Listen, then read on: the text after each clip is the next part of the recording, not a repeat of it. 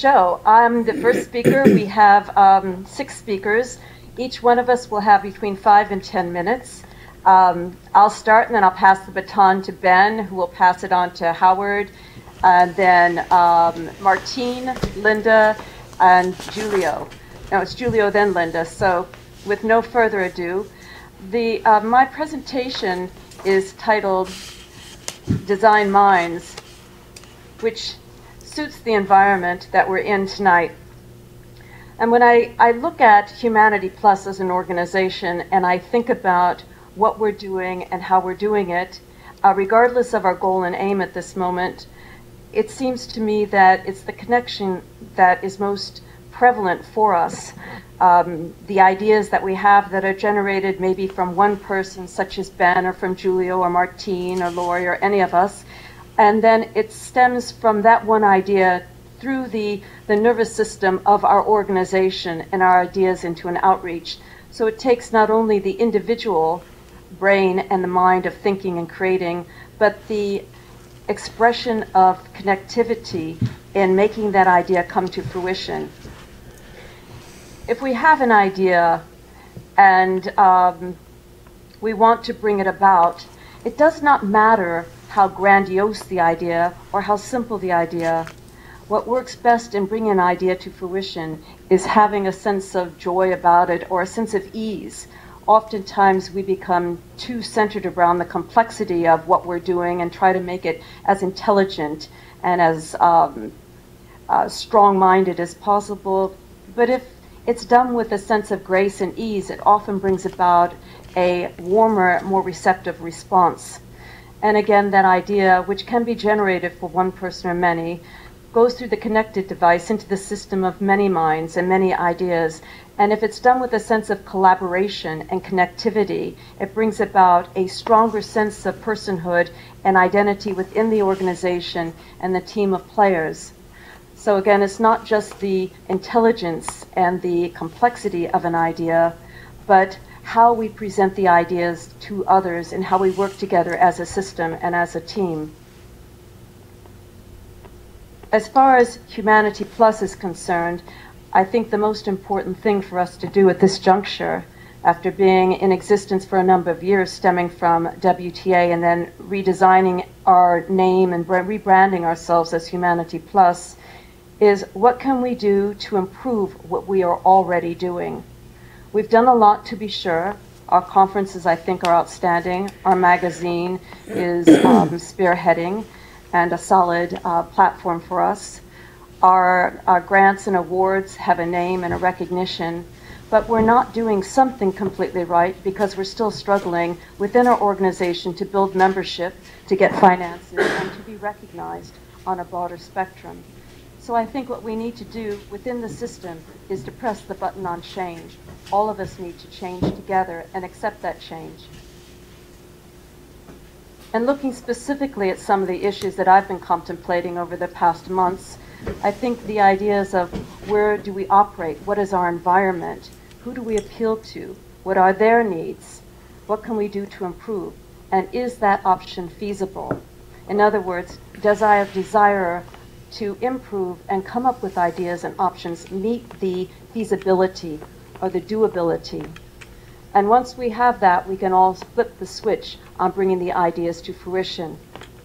In my field, which is design and future studies, I look at design as a process for finding solutions.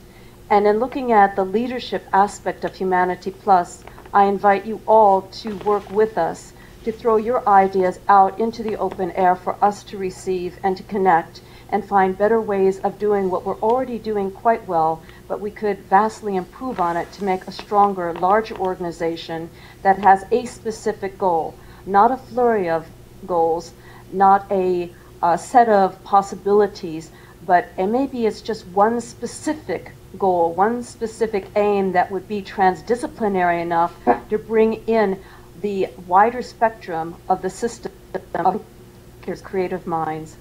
Thank you.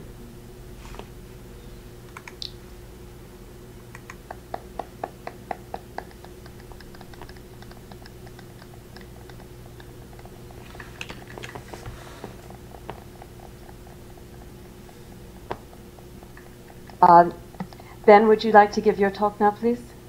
Sure. I even know how to stand up now.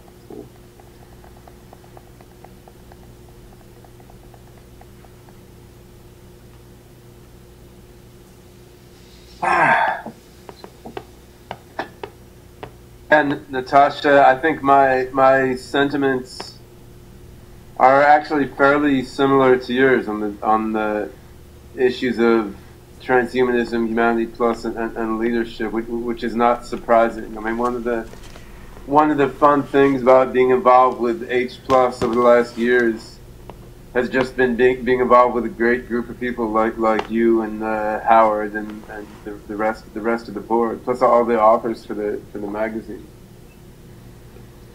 So I was going to hit on some of the same points, but taking a little more abstract point of view, just because I often like to look at things from all sorts of different perspectives. How do I flip ahead? I hit the arrow. Does that work? Yeah. Yes, click the arrow on both screens or one screen if you want to keep a single image on one and move the other one.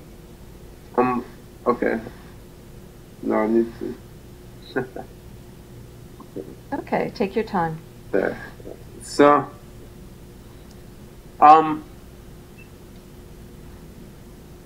many of you know my research focus is on artificial intelligence, and I've thought a lot about cognitive science and the human brain and the human mind in that context. And there are many analogies between how a mind works and how an organization works.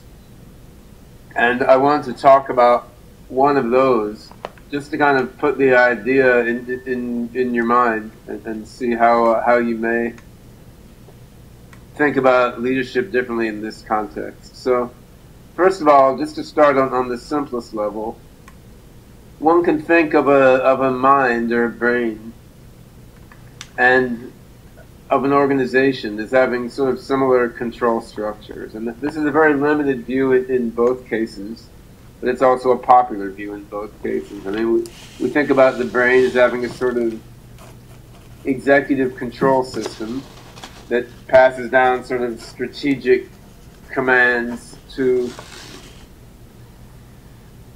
other parts of the brain and mind, then carry out tactical decisions, and then finally that goes to sensory motor systems. And you have a sort of hierarchical view, which no one thinks is totally top down. There's top down and bottom up feedback. And of course, the diagram of an organization is the same way. The diagram I put on the screen is sort of a tongue-in-cheek depiction of the hierarchy of world government, which I realize you can't see it very well on the Second Life screen. If I've been thinking about what the screen looked like, I would have just made some pretty pictures instead. But you get the idea. I mean, you have the managers at the top, the sub-managers beneath, and so forth. And this is it's a nice picture. It's a way of looking at things that has some meaning to it, but yet it's also a rough approximation.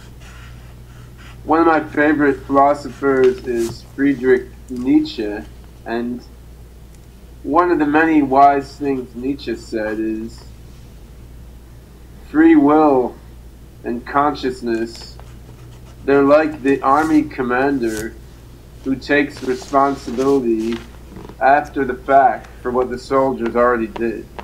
In other words, the brain and mind do stuff by complex subconscious dynamics. Then the consciousness comes in and says, yes, I caused that. I did this for this and this reason. And that story can be very convincing. A similar story that the philosopher Thomas Metzinger has identified is the phenomenal self, like the self model each of us has. My model of myself is as Ben Goertzel. Like I'm Ben Goertzel. I'm 44 years old. I work on AI. I help with Humanity Plus. I have 3 children. This story we tell ourselves about who we are, which we mistake for our actual selves, but really it's just a story.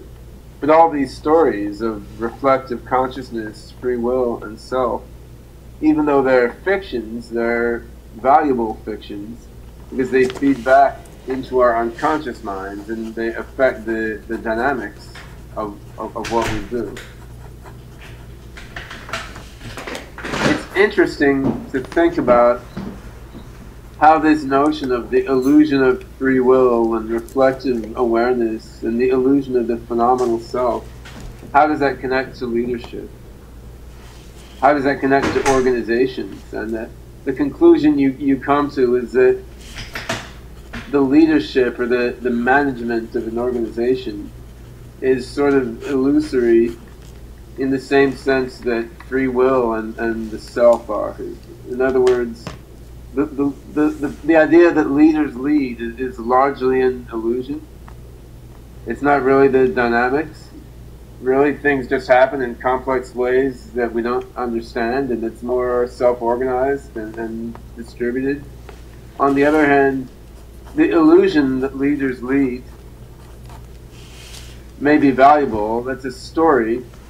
It's a story that feeds into the unconscious, the distributed dynamics that really runs the organization. And this provides a sort of interesting way to think about any organization, including an organization like H+. I mean, you think about what is the self of an organization like Humanity Plus? What is the model of Humanity Plus that Humanity Plus creates to tell itself about itself? And if you try to map this sort of weird cognitive science metaphor into traditional management theory, you come up with the idea that the self, to be really effective, it should reflect the reality of what's happening in the mind, even though it's just a model. And there should be an intensive feedback so that what's really happening, the unconscious dynamics, should impact the self. The self should then guide the unconscious dynamics. And of course, that's very analogous to standard ideas in modern agile management theory, wherein the management and the leadership should interact very closely with customers and with employees. So there's a feedback, and the control system kind of emerges naturally from and interacts with the whole organism. And I think this is actually somewhere that Humanity Plus has not succeeded that well. I mean, to some extent, the self model of Humanity Plus is sort of that it's the vanguard of the transhumanist community. I mean, that we're the leaders, and we are the ones who are out ahead. Yet, of course, we all know that this is sort of notional, because amazing things are happening in the world, and humanity is moving rapidly toward transhumanity, and probably would be doing so roughly as fast without Humanity Plus around. So the question that I have when I think about the direction Humanity Plus should go is how do we engage more richly with the world as it's evolving, with the transhumanist community, with our own membership, and with everyone else who shares our ideals and ideas, but is not formally affiliated with the organization. How do we get that interaction and that synergy going so that we're really more tightly coupled with all the amazing changes happening as we gradually become transhuman, rather than sort of reporting on it and symbolizing it, but not all that richly synergizing with it. And since I only had 10 minutes, I'm not going to try to answer that question. I just thought I would pose a slightly different way of thinking about it. I think the analogy between minds and organizations is quite rich, much more so than I've identified in this brief talk. They both operate according to similar system theoretic principles. And I think if you look at the properties that make some people more effective and more appealing than others, a lot of those same structural and dynamical properties would make an organization more successful and more appealing than others. Genetically engineered cyborg babies. Cool. Do you have some?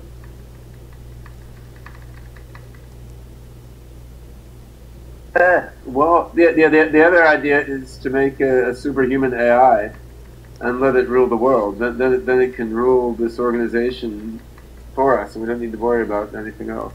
But all right, let me see a question here.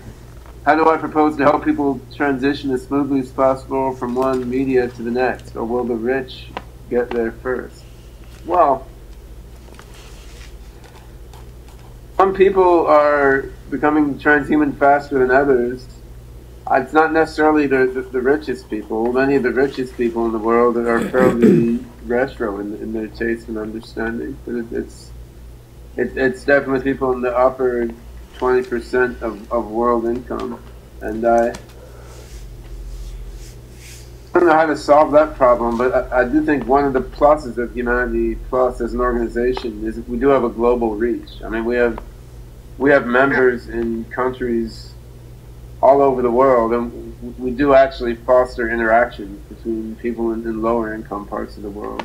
So, there are no feedback loops in my organizational model, is a question. Well, of course, any real organization has many, many feedback loops. Those diagrams I put on the first slide were just kind of a straw man positioning the traditional hierarchical model, which is not accurate.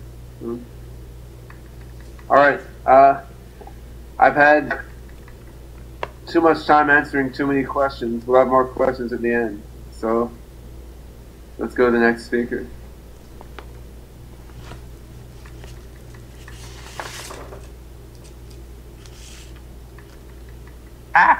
Okay, there's my microphone. Now let's see if I can get anywhere near the stage. Where did the stage go? Somewhere over here. Stand, it says. Can you hear me? Can anybody hear me? I'm pressing the thing that says stand. Yes, we can hear you fine. Oh, you can hear me. Okay, and there's all kinds of things called manage and edit and build. Maybe I should turn around and look at you. Okay. Click on the stand. Click on the Where stand. Okay. There's a black box. I'm trying to click on that. How about, and this thing that says stand. Click on the stand. Okay, it's not doing anything when I click on the stand. Maybe I'll just move forward a little bit so you can see me. Yes. Wait, and a little bit over this way. And, okay, now can you see me? Yes. Okay, should we start? Please, thank you. Oh, okay, very good. All right, I've been thinking about the question of leadership and how in the world to get it into 10 minutes and how to make it relevant to Humanity Plus. And I boiled a few things down to 3 P's and 2 other words. The 3 P's, if I can remember them, are passion, persistence, persuasion. And those were the 3 I'd come up with, and I thought I was doing just fine. And then 5 minutes before this meeting, something stunned me. I received an email as part of an emailing list from a guy named Bob Lefsetz, who's very influential in the music industry, an industry that I used to be a part of. And it was a testimonial to, of all people, me. And it made me realize, in the way that he was describing what I had done in the music industry, that I had left 2 things out. Passion is important. Persistence is extremely important. Persuasion is powerfully important. But I had left out truth, and I had left out vision. And those are the 2 things that really make you a leader. Once upon a time, when I was about 11 years old, I was walking through, I was about to take a shortcut up the driveway of some neighbors I'd never met, and through their backyard to get to my best friend's house. These neighbors, who I had never met in my life, stopped me, not because they were upset that I was going up their driveway, but because they had a present for me. They took me inside, and they gave me a stack of magazines they had kept in a closet. It was Collier's magazine from approximately 1951 and 1952, and it embodied the most extraordinary act of leadership I've ever seen, an act of leadership that changed my life, and an act of leadership of the kind that Humanity Plus can assert or exert. It was a series of multi-page articles with gorgeous, astonishing illustrations of a vision that came from three guys. They were named Willy Ley, Wernher von Braun, and Chesley von Estel. And back in the 1930s, when Willy Ley and Wernher von Braun were kids, they grew up on a vision that was originally brought to this world by a part-time seller of stock and bonds in Paris, a man who in his spare time thought he could write. And obviously anybody around him, from his mother to his wife, knew that was a ridiculous idea. And he wrote a story about a giant cannon, a cannon that had actually been invented at the end of the Civil War, just shortly before he was writing, putting a carriage inside of it, using explosives, and blowing it to the moon. Ridiculous idea. I mean, anybody could tell you that's ridiculous. It was From Earth to the Moon by Jules Verne. There were two guys who grew up reading From Earth to the Moon, and the vision was so compelling to them that they developed it in another form. They said that if you took these things the Chinese had invented, basically long pipes stuffed with explosive materials, and you could launch humans into space in a much better way than firing them in a cannon. These guys were Hermann Oberth, I think his name was, in Germany, and Tsiolkovsky in Russia. And Willy Ley and Wernher von Braun grew up on the visions of Tsiolkovsky and Oberth. They, in turn, well, they managed to get a massive government subsidy because there was a man who was power hungry in Germany and was willing to hand out any kind of subsidies needed to make war machines. And he gave that subsidy to Wernher von Braun, who took rockets, the things that Wernher von Braun was obsessed with, rockets the width of your forearm, and turned them into the rockets that bombed London, the V-2s. When the war was over and Wernher von Braun made it to the United States, he took his vision. To him, rockets were a way of getting mankind into space. And he developed them for Hitler, not because he believed in Hitler, but because he believed in developing the tools to get mankind into space, which is an expansion of human powers of the kind that Humanity Plus works on. And when he was here, he had a vision of a space program. He and Willy Ley found Chesley von Estel, the guy who designed the facade of the Chrysler building, and who was, in his spare time, an obsessive space artist. And together they put together space visions that absolutely blew my mind when I was 11, and I've been operating on those visions ever since. Back to the tools of leadership. Passion. These guys were operating on their most powerful personal passion. They were dedicated to rockets and getting humans into space with everything in their bones and life. They were part of a process that demonstrated multi-generational persistence. It was a process that started with From Earth to the Moon in roughly 1871. And by the time these guys were putting it to paper, it was 78 years, almost 80 years later, by the time they were putting it into Collier's magazine. And they had the power of persuasion. They managed to get into one of the biggest magazines in the United States of America with some of the biggest, most extraordinarily visually compelling pictures you have ever seen in your life. Humanity Plus has a vision of the future. The people in Humanity Plus are very, very passionate about it. The people in Humanity Plus believe that that passion is a truth, a powerful truth that has to be conveyed to other human beings and translated into reality. Now the trick is to do what Willy Ley, Wernher von Braun, and Chesley von Estel did, and get that vision in pictures so people can see it, and get it into the media at the very center of things, where nobody can miss them. In other words, we have to use the powers also of publicity, which is something else I've been involved in my life. That's it. Passion, persuasion, persistence, vision, and truth.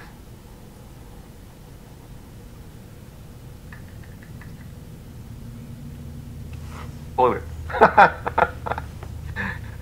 Do you want me to sit? Okay, let me go back to my seat.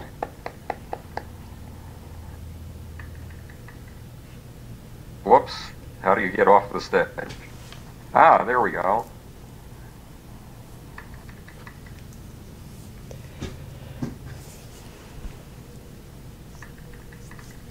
Whoops, I'm seated backwards.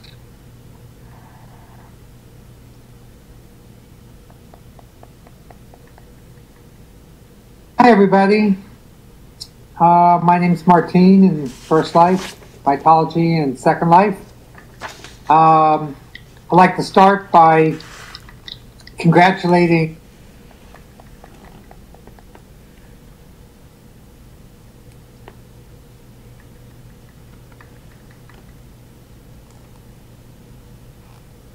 I can't hear Martine. Others?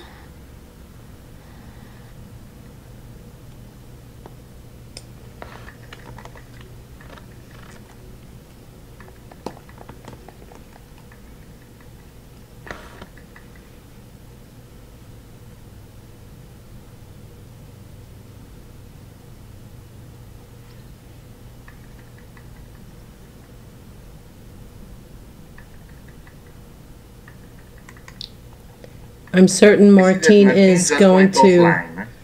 Yeah, she's probably going to pop she right back crashed. in.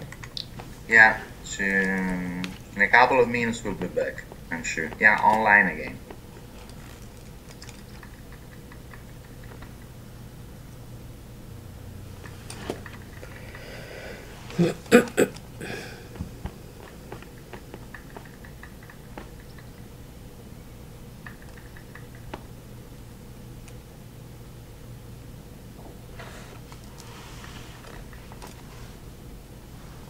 Just stand up and sit again by clicking the chair. That's the fastest way.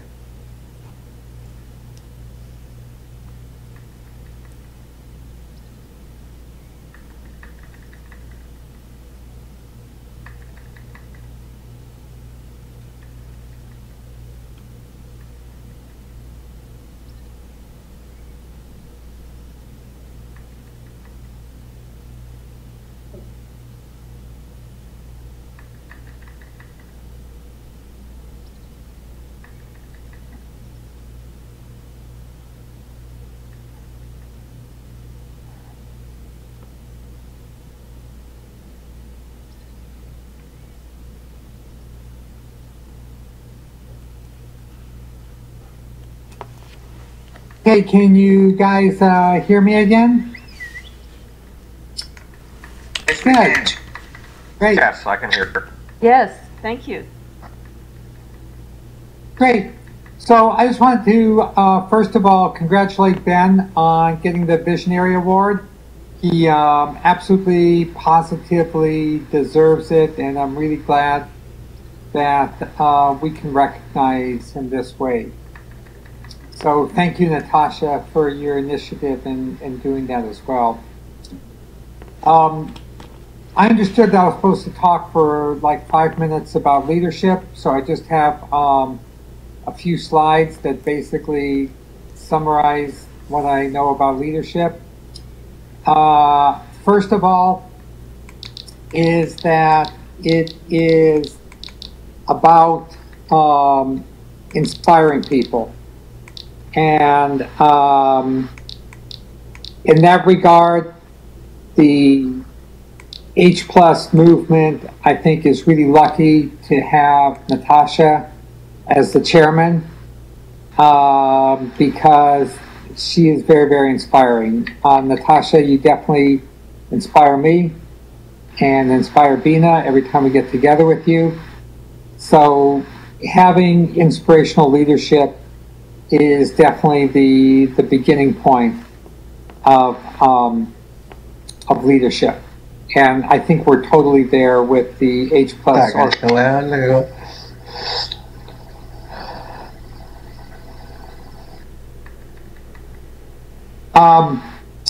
Secondly, and it kind of follows from that, is to avoid micromanagement. It basically comes down to the whole idea about if you inspire people what to do, they'll figure out a million different ways to do it. But if you are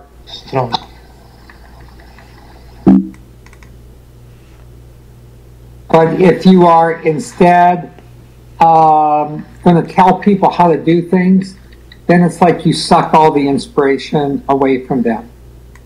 I've seen Natasha and Ben and Max, the other leadership of H Plus, you guys really are never done anything I would at all consider like micromanagement. You're always there giving the big picture and empowering everybody else.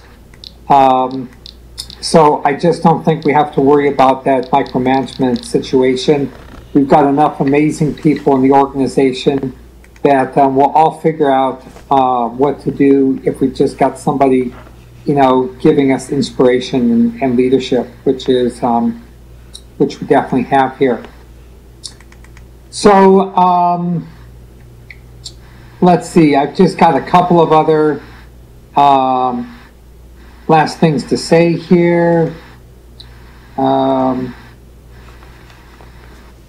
Do apologize for being on this MacBook Air because it's taking like forever to download.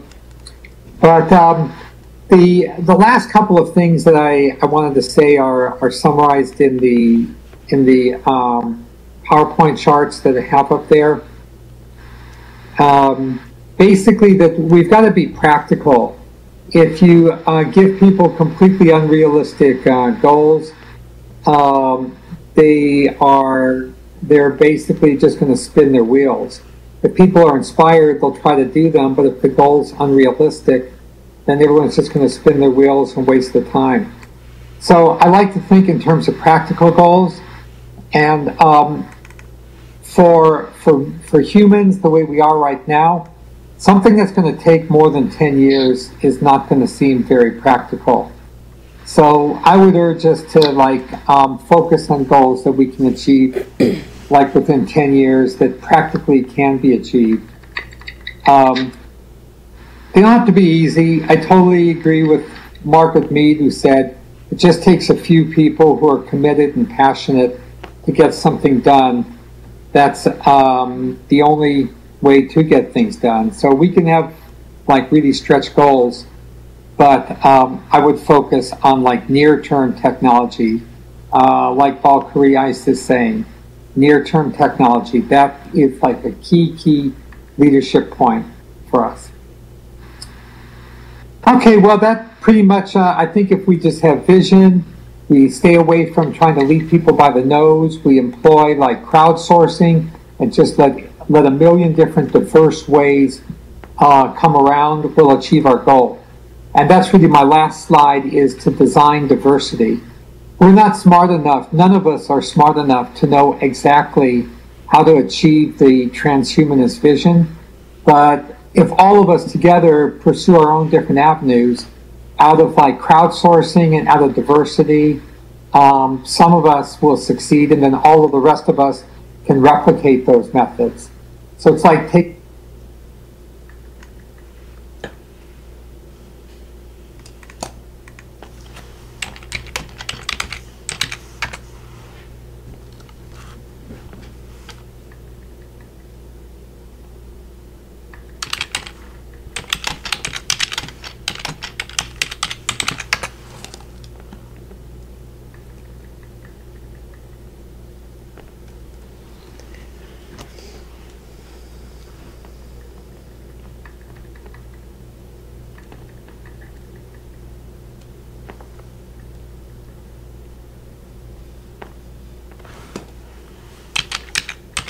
Testing. We hear you, I guess. Martin will be back. Yeah, Martin is back online.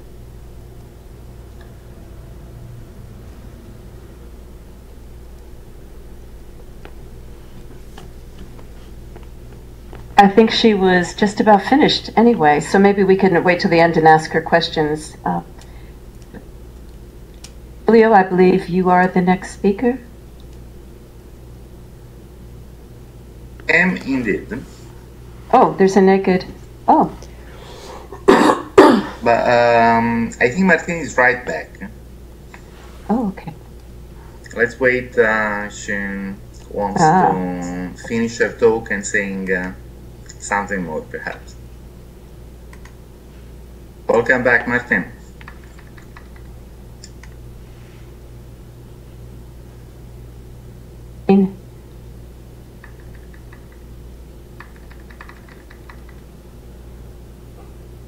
Let's see.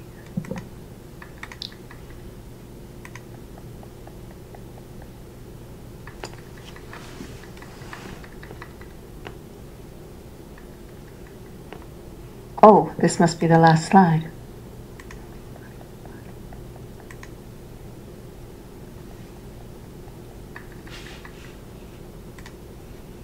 Thank you, Martine.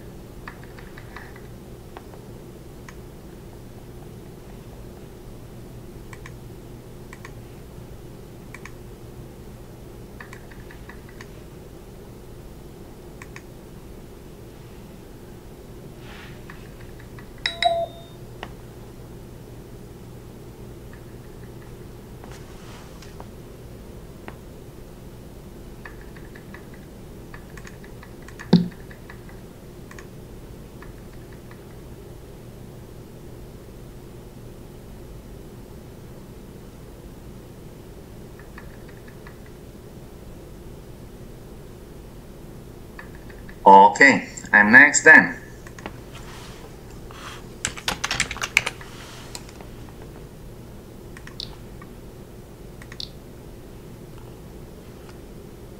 That Martine is standing at my side is really a great honor, but I think it has most to do with computer malfunctioning. Thank you very much for the great talk, Martine.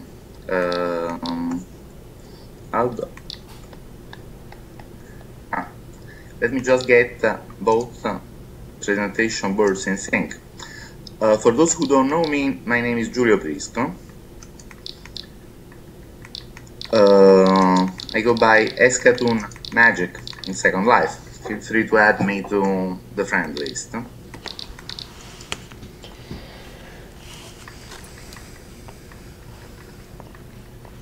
Okay, what I want to talk about is how to make transhumanism fun again.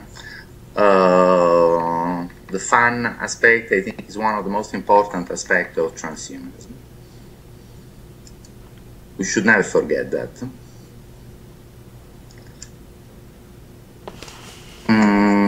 You will notice that I have a lot of old pictures in my presentation, pictures dating decades back, because in some sense I'm going to propose for leadership issues in transhumanist movement a kind of return to the past. Well, not all of us, because that was in 1968, but some of us can remember the great emotion and excitation we felt when we saw the beautiful 2001 A Space Odyssey film by Sir Arthur Clarke and Stanley Kubrick. And that was the future we expected in 2001. What we got instead of a space odyssey in 2001 was September 11 in 2001. A few days ago, like everybody else, I think, I was watching the September 11 memorial, and one of the speakers on CNN was saying that we didn't realize at that time how important September 11 had been, and as a matter of fact, it has kind of set the social and cultural tone for all the decade of the Nauts. It's been a very important thing, and it has changed our way of thinking, and that has had an impact on, of course, on the transhumanist community as well.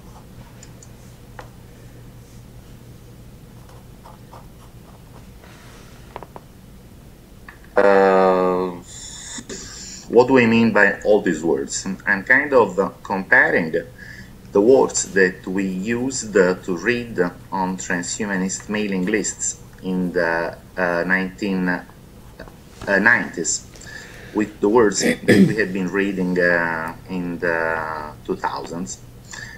We were talking a lot about optimism, about immortality, artificial intelligence, nanotechnology, mind uploading, science fiction, virtual reality, and I have seen that over the last decade some new words have started to appear, like, for example, existential risks, certain emphasis of political correctness. That doesn't always happen, and I must say, thanks to the leadership of Humanity Plus, has not been the case for the last couple of years. But I remember that a few years ago, when I used to sit on the board of directors of Humanity Plus, which at that time was called the World Transhumanist Organization, I was very much concerned about a certain de-transhumanization of the transhumanist community. And I used to complain about that. At some point I even resigned from the board of the organization, because I had a feeling that transhumanism was becoming kind of boring, and that our main concern was becoming things like appeasing the bioludites and having endless political discussion, red versus blue versus green versus black, instead of the very fun and very interesting, perhaps a bit naive, but very inspiring things that we were discussing a few years before. I would never deny the importance of taking into account in our thinking things like existential risks. The risks are very important. But I think our basic attitude should still be inspired by the kind of dynamical optimism and no-limit approach that we had in the 90s.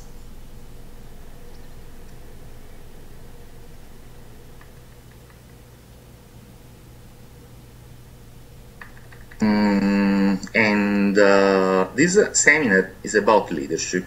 And I completely agree with Martin, who said that leadership is not about micromanagement. Leadership is about vision, it's about inspiration, it's about offering some motivation to people. And the rest is management, which of course is also a very important thing. But there is a difference between management and leadership. In order to offer leadership, we must offer a vision, and this vision must be emotionally compelling enough to, motivate people to do things, to kind of get up in the morning with enough interest in life and enough energy and motivation to do something good. And I do agree with Valkyria. Transhumanism is about making our dreams reality. We should never forget dreams. Dreams are the designers of reality. And a very important thing. So this is the kind of attitude that I have been missing in transhumanist discussions for most of the last decade. I feel that we should inspire transhumanists with beautiful dreams, a grand vision, hope, optimism, science, and we should offer inspiration in order to push people to action. In some sense, I'm really proposing to go back to the 90s. Or even better, let's go back to the 60s.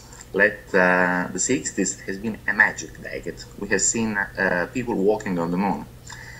There have been so many new and world-changing cultural movements to be compared with the kind of much more sedate environment that we have seen in the following decades until now. This picture is taken from an article that I have written on the Space Collective website. I will give you the URL after that. And the article was titled Back to the 60s, Back to the Future, and Onward to the Stars. And in order to make this concept very clear, I want to spell the title in full. Let's go back to the fucking 60s.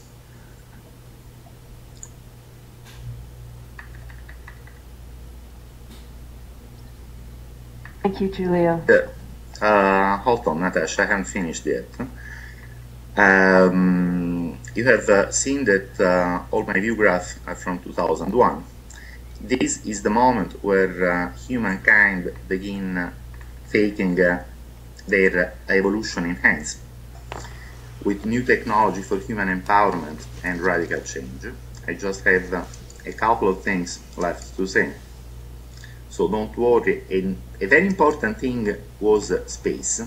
We used to talk a lot about space. Now people have not been on the moon for almost 40 years.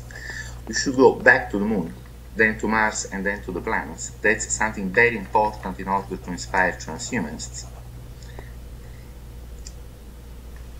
And that will open the road to the stars for an infinite cosmic adventure, using a very advanced technology that will permit us to roam the galaxies, traveling on electromagnetic beams or other kind of radiation as immortal uploads, without acknowledging any limits. And I think this is real transhumanism.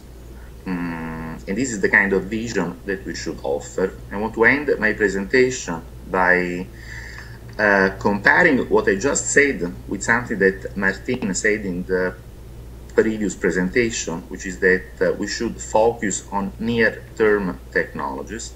And I do think that one point of view does not exclude the others, because of course I also think that we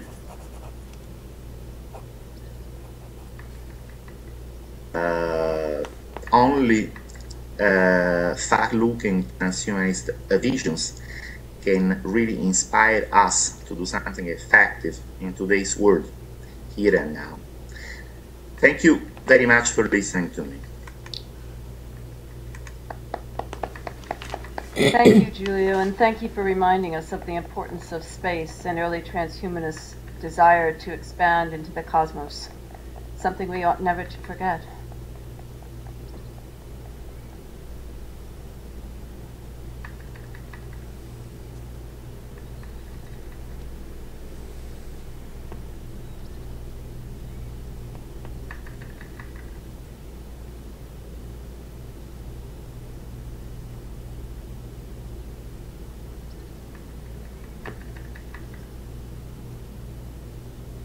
Hi, Linda, are you heading towards the podium? I am.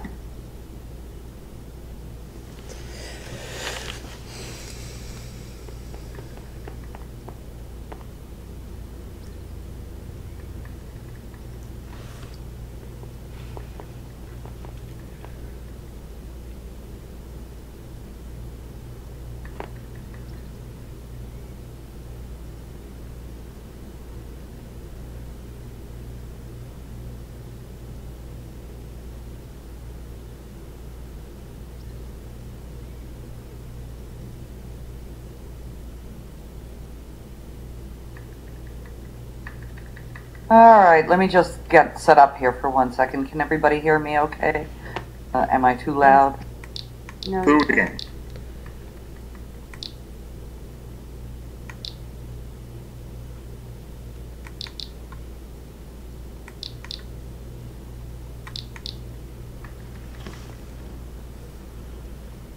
Without having to hold it down.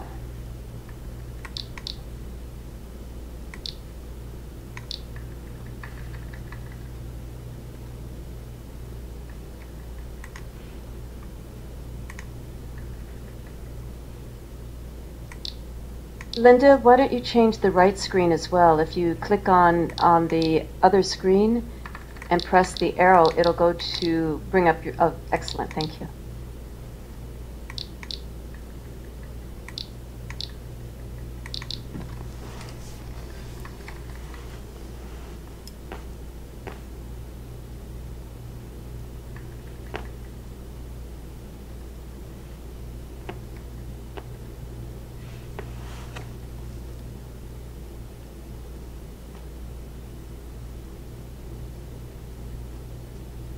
Try this again.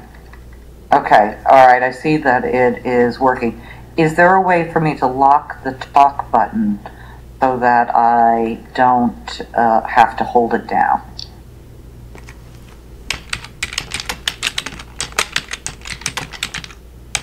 I don't know what version you're on. Oh, sorry, I'm on a Mac. I have no idea, but just start. Alright. So we can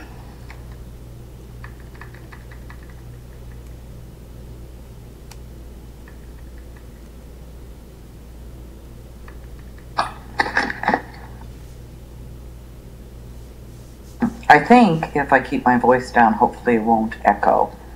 Or is it echoing now?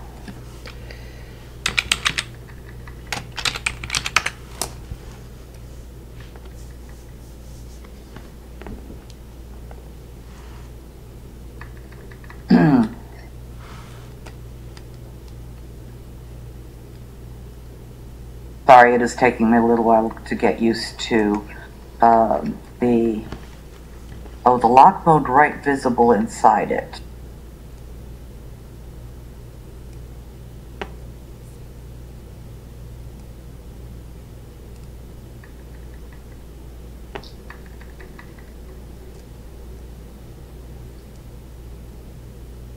You know, it seems like it clicks off occasionally. Sorry.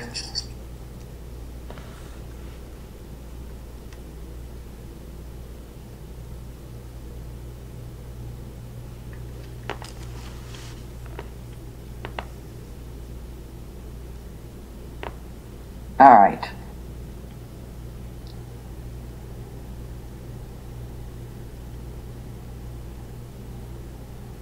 Yes, my laptop button has a lock button inside it. Okay. All right, I got it. Got it. Thank you. All right.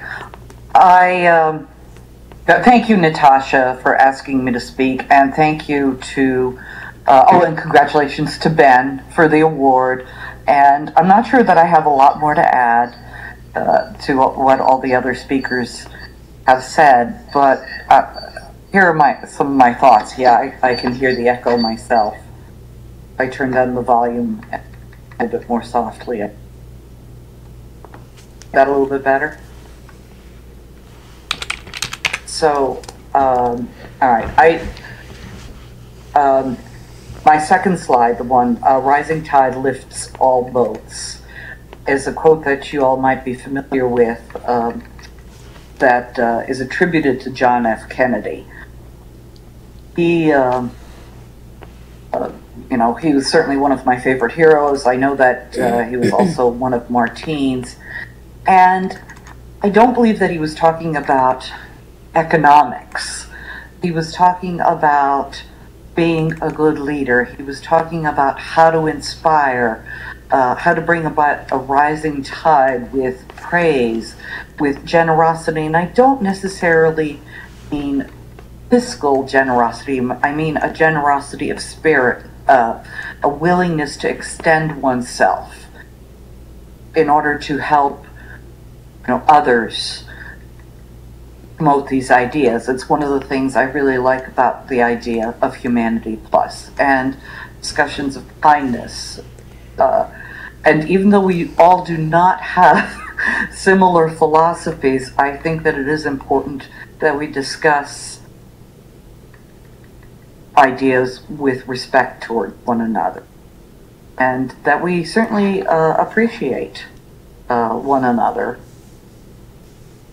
It is the way that we can move this Humanity Plus forward, I believe.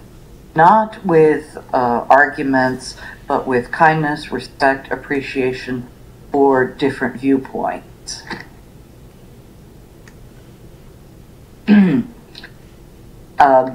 You might be familiar with the quote, too, from Ralph Nader: the job of a leader today is not to create followers, it is to create new leaders. And so we want to think about acts of leadership, not necessarily leaders per se. Gosh, I have a typo in here. But leadership means having the public welfare good in mind, not just enhancing the self. It's one of the things that I think Humanity Plus is very good at talking about, but I think it's important not to lose the forest for the trees. That is, we're not talking about necessarily just enhancing yourself or individual, but about making this a better place, a better world to live in. And certainly one of the things I've heard Martine say time and time again, too, and we learn in law school, is that one of the best ways to lead is by asking questions, not by issuing commands. It is the process of thinking that is more important than the answer. And pardon the clanging in the background, it's one of my doggies getting a drink of water while I'm talking. And I'm going to keep this talk fairly, yes, doggies. It's one of the, I'm going to wrap up the conversation fairly quickly. I think I'm probably preaching to the choir here. This group, I think, is inherently a number of leaders. Certainly the people I know, Julio and Martine and Natasha, and Ben, you are all, wonderful leaders. And it is a privilege to be able to speak with you. Certainly one of the things that I'm emphasizing time and time again is that we are all stakeholders, we are all interconnected, we all have a stake in this issue, and that good leadership encourages everyone's evolution. I particularly am happy about the notion of transhumanism going to or evolving to the notion of humanity plus. There is something very appealing to the thought of being more than human. Transhumanism, I think, has gotten sort of a bad rap because it has suggested an otherness, something other than humanity. Humanity plus, I'm just so pleased that it's evolved to that, because I'm proud to say that I want to be more than human. And I want all of us to be more than human. This has been repeated several times throughout the talks. Perpetual optimism. It's so easy to fall into a negative mode sometimes, and to try and battle with those who are naysayers. But it's just important for us to keep on keeping on. Thank you so much for listening. And my final slide, I think I have my contact information if anybody wanted to contact me. And I'll turn off the speaker now.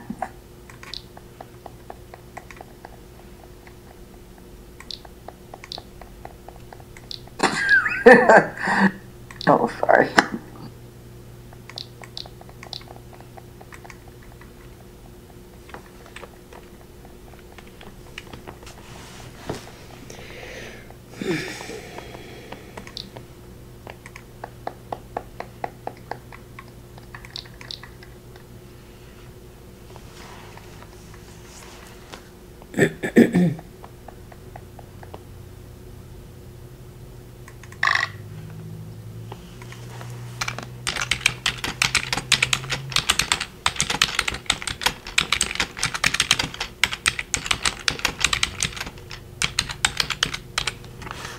Thank you, everyone.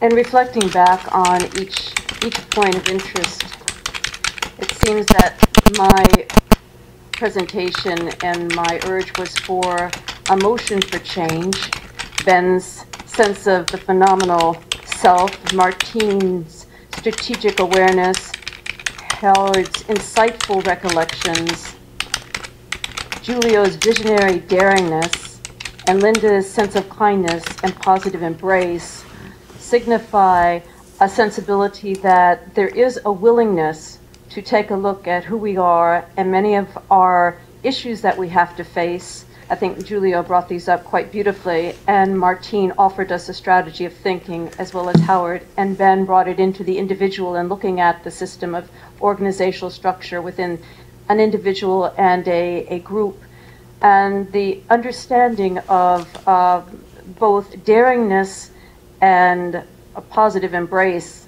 is quite lovely thought.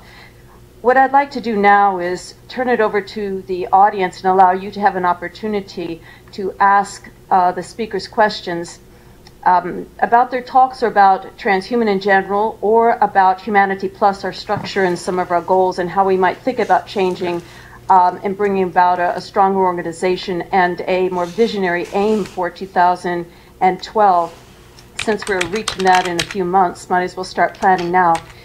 I'd like to ask you that when you post your question in the comment bar, that you put who the question's to. For example, just put or for Julio, or for Martine, or for Ben, or for Natasha, etc.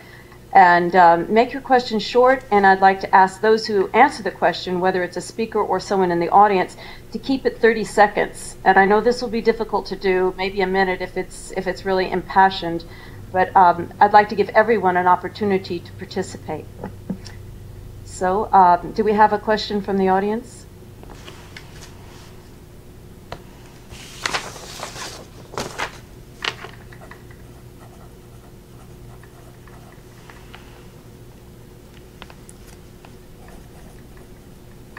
Testing.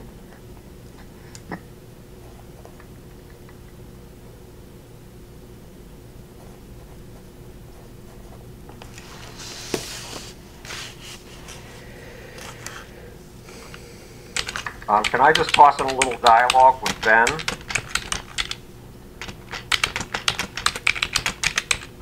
Good. No, let's leave it open for the audience to ask questions first. And I'm not going to answer that one question. Okay, I'll answer this first question, and Howard, if you want to ask Ben a question, but let's try to engage the others. I think what we expect to do to get more mainstream coverage is to try to return to some of our strategies back in the 1990s, when there was tremendous amount of press coverage of those of us looking at the future. The problem is when you're a little bit ahead of the times, you're interesting, and then when society catches up, it moves elsewhere. So I think that is a good topic, and one that we should develop strongly. We need to look at our assets, but I don't think we should do that until we have a very clear aim for 2012. Now we could take it back to the 90s, I suppose. But, or did you want to pose a question to Ben now? Mine's more philosophical. It's Ben was talking about the extent to which will is predetermined. And he reminded me, because Ben and I are both fans of Nietzsche, and the notion that you can hold destiny in your hands, which is what really transhumanism or Humanity Plus is all about, holding destiny in your hands and pushing it forward. And there's a story of Pecos Bill. It's an old tall tale from the 19th century. A bunch of cowboys in Texas are sitting around bragging about who can break the most ornery horse. And after three of them give their horse stories, Pecos Bill speaks up and he says, "You see that tornado over there? I can tame that tornado." And he slaps his saddle on the back of the tornado and rides it as it bucks and tries to throw him, and writhes to the east and writhes to the west and picks up an outhouse here and there. And finally, the tornado, because of sheer persistence, because of will, because of power of Pecos Bill's will to stick there, the tornado gives up. And finally, the tornado lets Pecos Bill tell it which way to go, left, right, or center. And what Ben is implying is that the tornado is the one with all the power, and what the story of Pecos Bill implies is that Pecos Bill has all the power, but in reality, they both count. You can't have Pecos Bill taming the whirlwind without a whirlwind.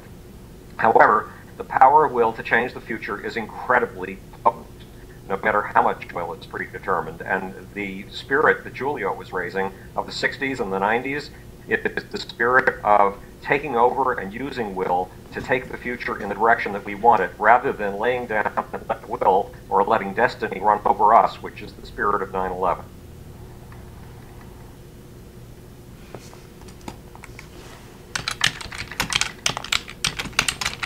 I think most transhumanists are scholared in Nietzsche and appreciate the sense of will. There's a downside to Nietzsche as well, and the lack of respect for the human and other issues there. But I think his vision far exceeds any question about his sources. Ben, did you want to answer? Was there a question? No, it was just a reply to something that you were bringing up. Yeah. I mean, I found nothing to disagree with there. I mean, I think it's an interesting question as we approach what appears to be a singularity. I mean, in what sense do we have control over the course of what happens at all? And we really don't. We don't know that. We don't understand social dynamics or technological evolution well enough to know that. Are there attractors that we're just almost inevitably moving towards just because of the dynamics of technology and society? Or is it more of a bifurcation where we could go one way or another, or it could go multiple directions depending on specific things that we do now?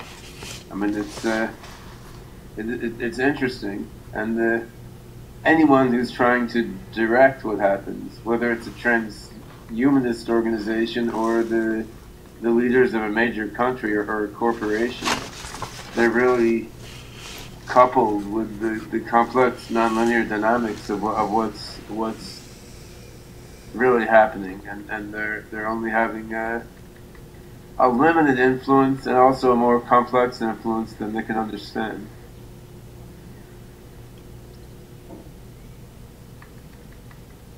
You know, on another topic, there's all this chat going past on the media. So this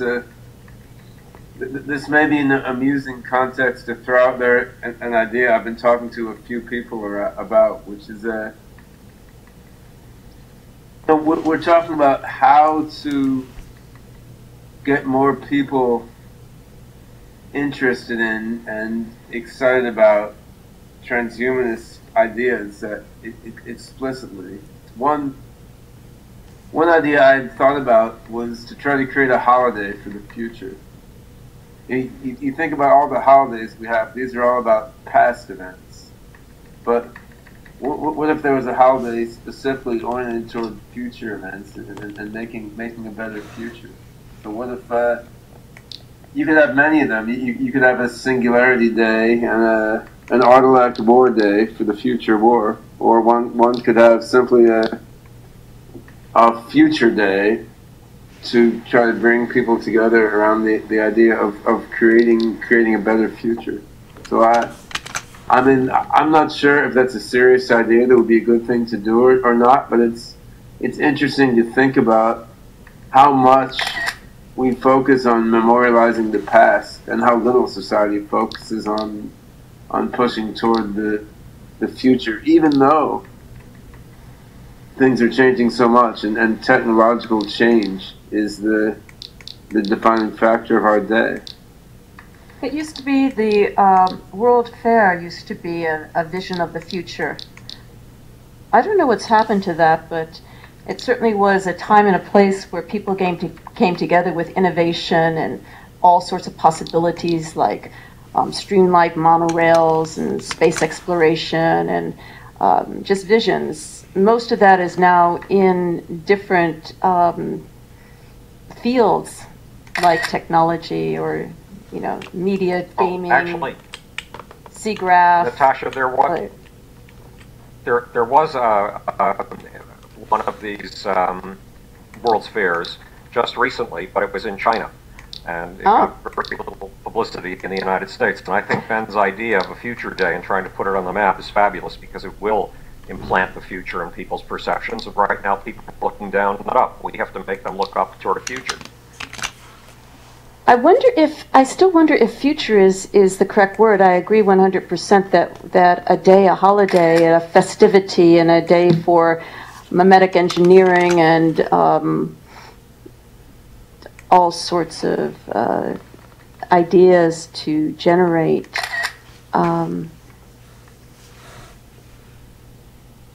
Future is difficult right now because of the financial situation of the world. I mean, take a look at Greece and then, United States, and it seems to be almost spiraling, not out of control, but spiraling on the edge. I wonder if there's another term besides Future Day that would ring a stronger emotion with people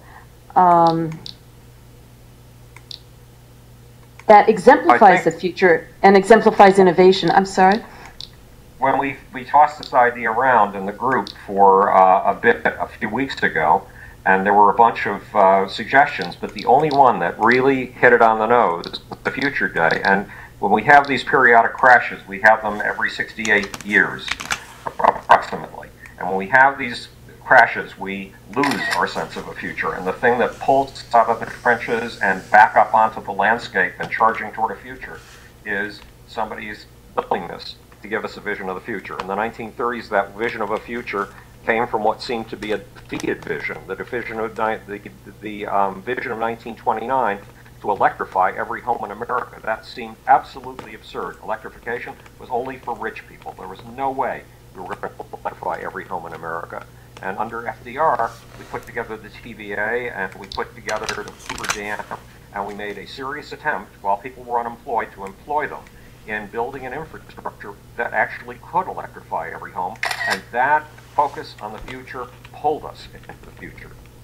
I like the idea of yes day, like a word that has a positive connotation to it, but it's not just optimistic, but it has it goes back to the idea of the phenomenal self, the can do, the ability to change and accept change and embrace change. When you think of histories in the past and this tethering to the past, it's out of fear of change, and somehow innovation and change and vision all fit together in something else. I'm not sure what that is, but I think that maybe we leave it an open issue to see who outside our, the board of directors can come up with a series of ideas, and it may very well be that Future Day is the best alternative, but I'd like to just open it up to the members and everyone to be a part of it and come up with ideas. I think that makes a lot of sense to brainstorm on it in the membership and community before putting a name on it. I think the main idea is to create a holiday oriented toward the future and then transhumanism and radical advancements, and to basically as an idea to both to reach out to the rest of the world who's not involved in our little transhumanist or futurist groups, and to provide something that the various little splintered groups that we have can work together on. If you look now, there's Humanity Plus, Foresight, Singularity Institute, Singularity University, and a bunch of others I'm not thinking of now. Seasteading, they're all doing their own thing. Harrison, Sens, yeah. Yeah, there's a common group of people, yeah. FHI, yeah. There's a common group of people actually involved with many of these different things. But each organization has its own agenda, in many cases its own investors. And something like a holiday is something that all of these organizations could contribute to without feeling it was sort of diluting their mission. I agree. My issue with things like Singularity Day or Transhumanism Day is those seem destined to remain very niche. You know? I agree with you. We can't have that. I mean, it needs to be something that is not sequestered to any one philosophical view, although it is transhumanist or extropic in scope. And, but singularities. Something like Yes Day, which is really cool. I think that also that could be New Age as much as right, exactly. transhumanism and pro-technology, right? I mean, it would be cool to have Yes Day and No Day, one after the other or something. Right, exactly. But I think I think we should just, open it up and, maybe give a few weeks for people to come up with ideas. But then maybe that's a waste of time. Maybe Future Day is just the right thing, and I guess maybe for me, because I worked as a futurist for so many years, and there's I'm not sure.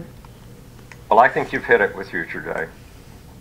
It's one word that's absolutely universal, simple. Everybody understands it. It's not like Transcend Day or Acceleration Day or Singularity Day, which nobody will understand, needs interpretation. And as Ben said, it's one word that all of the groups can fix on. Hello? Can everyone hear me? Oh. This is Michael. Regarding spreading something like Future Day, how would you medically accomplish that? Good day, but it's going to be. Sorry? Yeah, you pick a day, and once you pick that day, you research with Google how you go about establishing an official day. Stevie Wonder worked for probably 5 to 6 years trying to establish Martin Luther King's birthday as a holiday, and he finally pulled it off. There is a process that you have to go through with God knows to get an official day. And then once you've got an official day, you do what Ben implied, organize all of the organizations, put all the resources behind it. And then you do, your basic logo and T-shirts and banners for the car, and you promote it in social software and pins and the typical stuff that is used to create a visual. And then you have slogans and cartoons, and you let certain TV shows know about it. Years ago, I think there was a couple of TV shows that mentioned Extra P. The cartoon shows for adults. I can't remember the names of them. I don't watch them, but you get it around, just like Fringe. The TV show, I watch it a lot. I love it. They have transhumanism spread across the screen when Fringe starts, and it says cryonics, futurism, singularity, technology. So you just spread the term in the media outlets. The entertainment industry starts spinning it. I mean, it's not that difficult to do. I think the difficult thing is, as Howard's saying, is you have to be proactive about getting the day and getting it recognized as a holiday.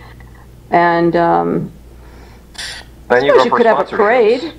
Yeah, sponsorship. Yeah, one thing I liked about Future Day, it could be construed. It is vague, which is a strength and a weakness, because I could imagine kids in third grade doing Future Day projects, just like Christmas projects. Fabulous. Absolutely fabulous. Right. It could be science project. Wouldn't happen with uploading day, I would guess. No, but it would have science projects, technology projects, people projects, helping projects, project looking at, the elderly. I think one demographics to get really involved with Future Day would be the senior citizens, AARP.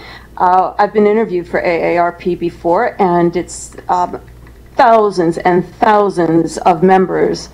For those of you who are under probably 55, you may not know what AARP, but it's for senior citizens. And they always have a celebrity on the cover. And they have great articles, always dealing with the latest technology, the economics of the country, the world, health, maintenance. It's a great magazine, and I think they would be very interested in speaking to some people about Future Day. Oh, yeah, there are celebrities over 50. That's funny, but so there's one outlet right there. Also, bring in a few people, have an event. I mean, I think it's something that's very doable, and I think it's something that we could certainly deal with, as Linda was saying, the other. For those of you in the humanities, especially in rhetoric and literature and philosophy departments, the main issue of postmodernism is the other and how the other has been left behind, and that's one of the main arguments against Nietzsche. Although I'm a big Nietzsche fan, is what do you do about the other? The individual that's not included in the collective. I think that Future Day would be a wonderful outreach of a type of talented, smart, extropic goodwill. And I think that we could bring in Giulio's ideas here. I mean, if we have Future Day, we could have an element of it that's really future. Let's get back to, space exploration, that extropic view of like FM 2030's dynamic optimism. And yeah, it's upwinger and whatnot, but it's beyond politics. It's beyond religion. It has that vision of expanding our horizons. And it lets you have Future Day parties where everyone dresses as mutants and robots, right? Yeah, and exactly, Ben. Cool. And another idea, I remember when we first started having the cryonics cryo feast. It's a term I coined back in the 1990s, and my idea was to have cryo feasts all over the world, within an hour or so apart, where everyone could participate within a 24-48 time frame, and we had parties all over the world who were members of Alcor or chronicists or transhumanists or extropians or whatever. But it was really great. It was kind of like a performance art piece, kind of also like a Christo, if you're familiar with Christo, the architect artist who does like the running fence and wraps islands and does amazing work. It had that kind of global sensibility to it. So, I mean, there's so many different ideas that we can work with. And if we work with, satellites, and they bring in Martine's ideas there on how to do something that's off the planet, that is not, within the, the placenta of the Earth and the gravitational field, but that would be interesting too, to look at all sorts of possibilities, but to take it outside the constraints of our worries about finances and whatnot right now. So yeah, I think, Ben, it would offer an uplifting attitude, and I think that Howard is absolutely correct that if we stick with a term like Future Day, that it's mimetically engineerable and it's doable. So it goes back to Martine's issues of, let's watch our micromanaging, let's be careful to include others, let's take a look at what our goals are and what is doable, what is obtainable. And in my view, Future Day is totally obtainable. And looking at the chat, and then I'll shut up, but looking at the chat, one of the questions going on the side was, what is our strategy for Humanity Plus in dealing with media? What is our outreach? And my response was, well, many of the members are in the media a lot. A lot of us, not me now, but in the past, I did receive a tremendous amount of media attention. Like Aubrey de Grey is doing now, and Ray Kurzweil and Martine, and there's we need to restructure that, and I think that this could be a way to get recognition for the organization as spearheading this, but not just Humanity Plus, all the organizations that are in our family of ideas and innovation. Natasha, Go ahead. I want to say I completely agree with you. I think it's awesome that we are talking about uniting the different parties within H+. I happen to be working with a number of individuals, particularly Will Crouch from Giving What We Can, Jeff Anders of the Vantage Project, Seth Baum, who was recently featured on Through the Wormhole with Morgan Freeman, not only on various ways of actually creating a transhumanist presence within media, but also fostering a higher level of collaboration between the different X-risk and transhumanist communities. And ultimately, I think that some sort of large-scale collaborative effort like Future Day, or Natasha, I've also discussed my my more mainstream narrative projects. Yes, that's especially. Right. So I think that, you know, building out a franchise like that, something that could, you know, go beyond just one day, but actually create a property that acts as a vehicle for transhumanist ideas, acts as a meme delivery system for the mainstream public. I think ultimately that's going to be the one of, if not the long-term solution, but one of the many solutions that Humanity Plus can start taking advantage of, and that it can start getting its members behind immediately. Excellent. Yes, and I think also that was Michael B. Michael B. Hi. I'm currently director of accounting for H+, but I do take a very active stance on promoting transhumanism in the media, as well as I also operate several businesses that both within and outside of the transhumanist community. So this is very much a part of my day-to-day operations, if you will. Yes, and Michael also worked with us at Humanity Plus at Parsons, the New School of Design, and he was great to work with. And I think we've got David Orban in the audience, and he's here with us, and he's been very inspirational in coming up with ideas. He is in charge of Humanity Plus Press, which is, I think, a really great project for us to think about, and we could have a manual put together, like maybe Future Day for Dummies, I don't know, but something that, you know, could be serious or fun or whatever, but I think that we could publish that through Humanity Plus Press once we get going with this, and it could be an inspirational idea of all the quotes people have said, things they have done, some of the funny moments. I mean, it could be a really interesting collection of ideas that are the like the building blocks of Future Day. So if we could visualize Future Day as this day that's being built, what would those blocks be? What would they say? Not necessarily who said them. It's more about what the meaning rather than the person so much here. So just thoughts to think about. I don't know if David's Natasha, still can I here. break in for another second? Of course, sure. This is close to my area of expertise. You know, Yes. I ran the biggest PR firm in the music industry for 17 years as a science project. And one thing, your idea of a parade is a terrific idea because it can be built over literally generations. The Macy's Thanksgiving Day Parade began as a very small parade in New Jersey. Some PR genius in the 1920s or 1930s decided to connect it to Thanksgiving so that it repeated year after year after year. That same PR genius, in all probability, came up with the idea of getting sponsors to not just participate, but to compete with each other. See who could put on the most extraordinary displays. And that led to an evolution of small-scale displays that became bigger and bigger and bigger. And we need that for the future. We need people to apply their minds to the future the way that they were applied, as you said, for world fairs in the past. And over the course of time, to build the biggest, most extravagant, most eye-catching displays of what the future can be that they can possibly build. So to get sponsors, a parade is perfect. And somebody has raised the question of how in the world you get media attention. You get media attention by having a budget. How do you get a budget? By having an event you can get sponsors for. So all of these things work together, and they work with what Lulu was saying, and they work with what everybody was saying here. That you don't just think that your saddle alone flies through the atmosphere. You harness an existing whirlwind. You ask questions in order to inspire leadership.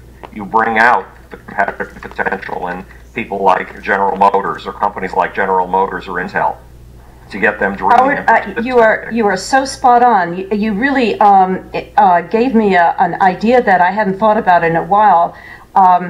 You ignited an idea. When I was at the World Trade Center, I think it was about 5 years ago, I was giving a talk on the future and sustainability, but my talk was not on sustaining the environment. I was talking about sustaining humans. It was well received, although there were a couple of angry people in the audience, as always. But what was interesting to me was that the keynote at this World Trade Center conference was Bruce Mao. And I had been a fan of his for many years, and I was glad that I had the opportunity to meet him. If you don't know Bruce Mau, he's from Toronto, Canada. He is a professor and he owns Bruce Mau Designs. He came up with the idea. Now here's the link to what you're saying, Howard. He came up with the idea, massive change. And he did this project that started out as a joke almost. He was asked by some museum, like maybe the Museum of Modern Art, I can't remember, to do a project on the future and change. And they thought, he and his team thought, well, let's just do something outrageous so we'll get turned down, just as kind of a joke. They did something outrageous that got accepted. And it became this international project called Massive Change. And it is so stunningly beautiful to look at. It's all about design and change in the future. It has the exuberance of a TED conference. It has the sophistication and quality of a highly scholarly academic body of work, and it has the fun of what we see in Future Day. So I'm going to put a link in the side so those of you who haven't seen Bruce Mau's work or this Massive Change exhibition can link to it and take a look. And I think this brings out both Ben and Howard's vision here. I think that sounds terrific. Also, take a look at the current issue of Atlantic Monthly. It just came out yesterday, and there's an article on, of all things, the evolution of football, and how football went from a nothing to a major institution. Now, it shows football's dark side, and that's probably its focus.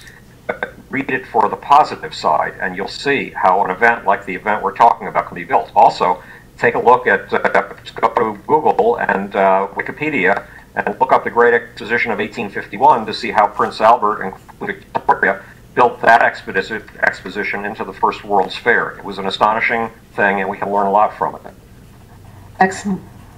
Absolutely agree, and that actually works really well with a number of existing ventures. I happen to be working with a documentary film company that produces films for charities and NGOs and cause-related events. So, in tandem with that, I'm also working on developing an exclusive social network for celebrities, where people like Brad Pitt or Angelina can promote their campaigns, and through these two organizations, it is a way to ultimately leverage media towards progressively better causes and towards progressively smarter causes. Are you familiar with Holden Karnofsky's research firm, GiveWell.org? No, what is it? What? So GiveWell.org was founded by a pair of hedge fund managers that systematically rates nonprofits and charities to assess their effectiveness in either saving lives or otherwise accomplishing their philanthropic goals. I find it to be a very effective way of actually determining how much good is created by nonprofits and by organizations that claim to do good. And this is getwell.org? GiveWell, GiveWell. GiveWell. Oh, I like that better than Get Well.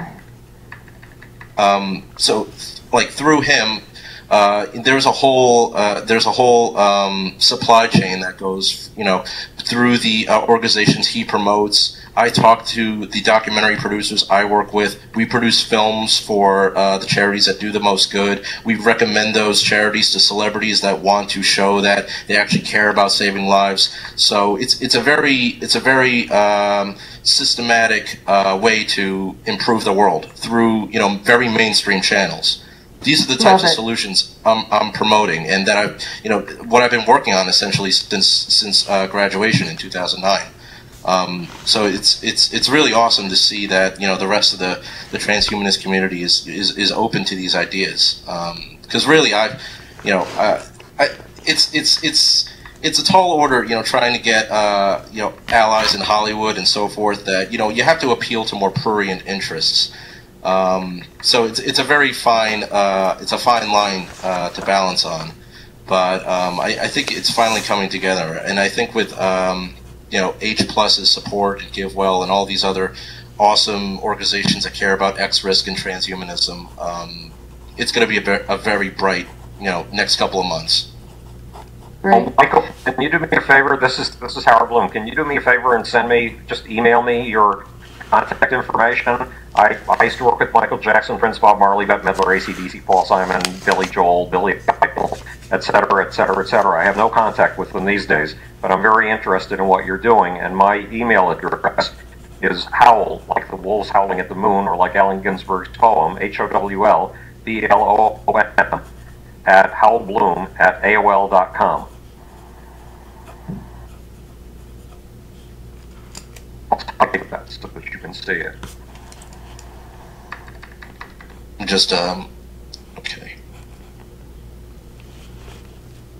Yeah, I actually helped coordinate the speakers for the last summit for the last conference at Parsons. So I think I have your email, but yes, I will get that to you, Howard.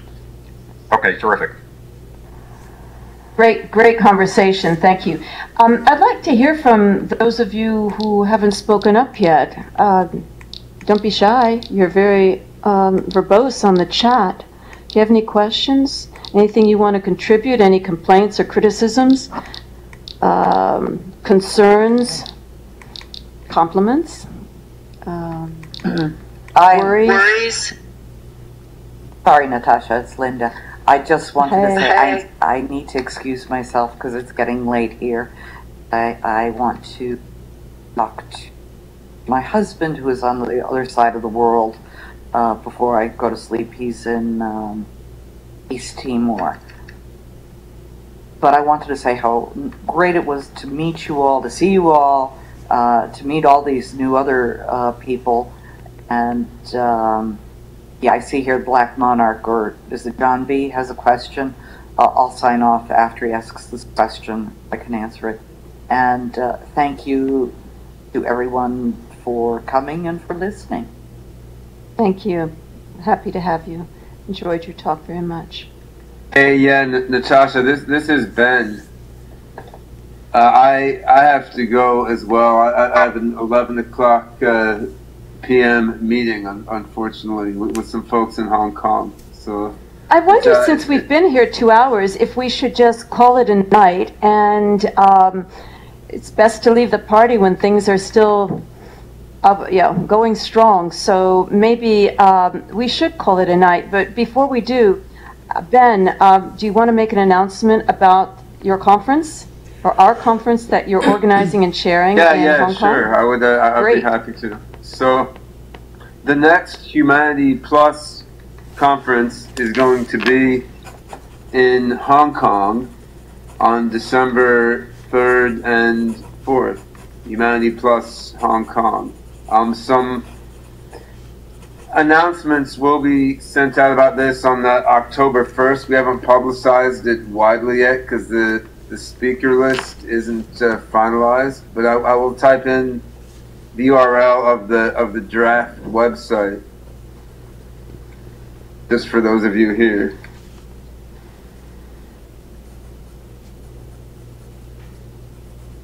So yeah, anyone who can come to Hong Kong, it'll be great. I've been spending about 35–40% of my time in Hong Kong and Xiamen for the last year or two, and there's really a lot of amazing stuff going on in China and Hong Kong, just as much as in Silicon Valley, New York, Europe, and the rest of the world. So it's a big world out there, and we're having a bunch of familiar speakers from the West, as well as people working on stem cell research, AI, digital media, nanotech, and these sorts of things from Hong Kong and China. So I think it should be really exciting. I think it's the first significant transhumanist conference in Asia, and should be good fun. I know it's a long flight, but Hong Kong is really a lot of fun.